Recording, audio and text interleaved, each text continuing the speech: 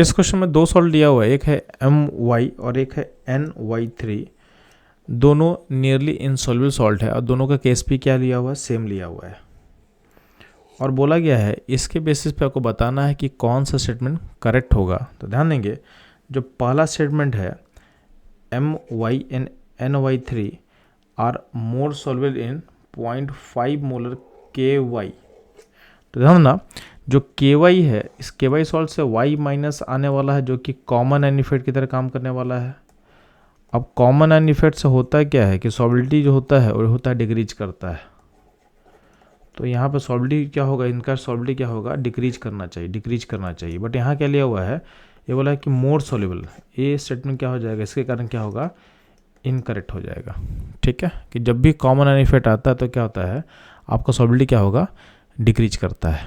ठीक, नेक्स्ट ध्यान देंगे, आपका जो बी स्टेटमेंट दिया हुआ है उसमें क्या बोला गया, addition of salt of KY to solution of My and NY3 will have no effect. ये भी गलत है, क्योंकि कॉमन इफेक्ट होगा तो क्या होगा, आपका सॉल्बिलिटी क्या होता है, डिक्रीज करता है। तो स्टूडेंट बी भी क्या होगा, इनकरेक्ट होगा।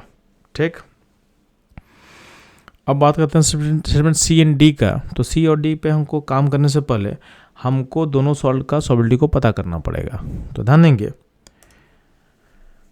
आपके पास जो सॉल्ट टाइप My है वो ब्रेक करेगा as a M plus and Y minus. तो ऐसा हम बोल सकते हैं कि जो S, इसका S स्क्वायर इक्वल टू होगा इसका Ksp, और Ksp का वैल्यू कितना दिया था, 6.2 इंटू 10⁻⁻13।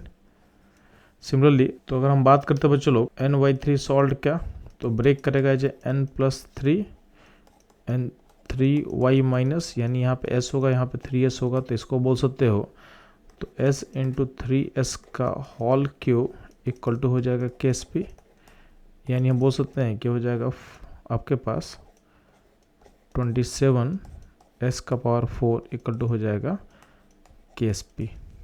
ठीक है, तो अब ध्यान देंगे, आपको एग्जैक्ट S का वैल्यू निकालने को कोई ज़रूरत नहीं, बस आपको दोनों S को कंपेयर करना आपको। तो यहाँ का जो S होगा ये होगा √6.2 इंटू 10⁻⁻13।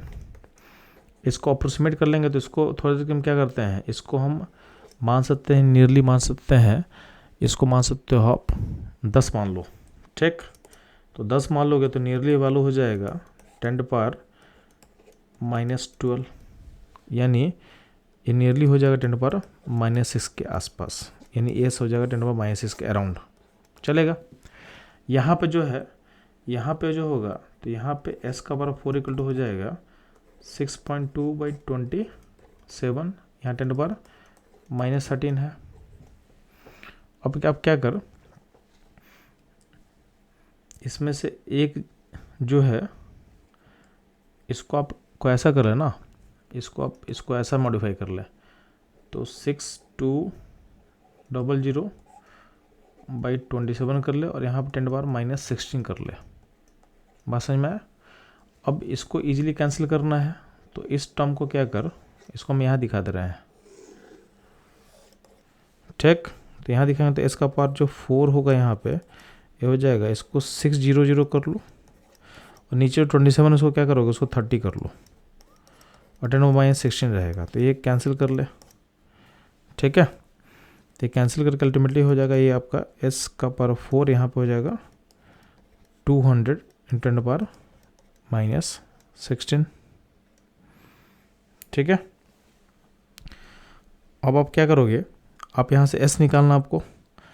तो s जो निकालोगे कैसे निकलेगा, तो यहाँ से जो s निकलेगा तो s इक्वल टू क्या होगा, यहाँ 10⁻⁻4 आ चुका होगा और यहाँ पे 200 का पावर क्या होगा 1/4। ठीक, तो अगर आपको देखोगे तो 4 का पावर 4 कितना होता है,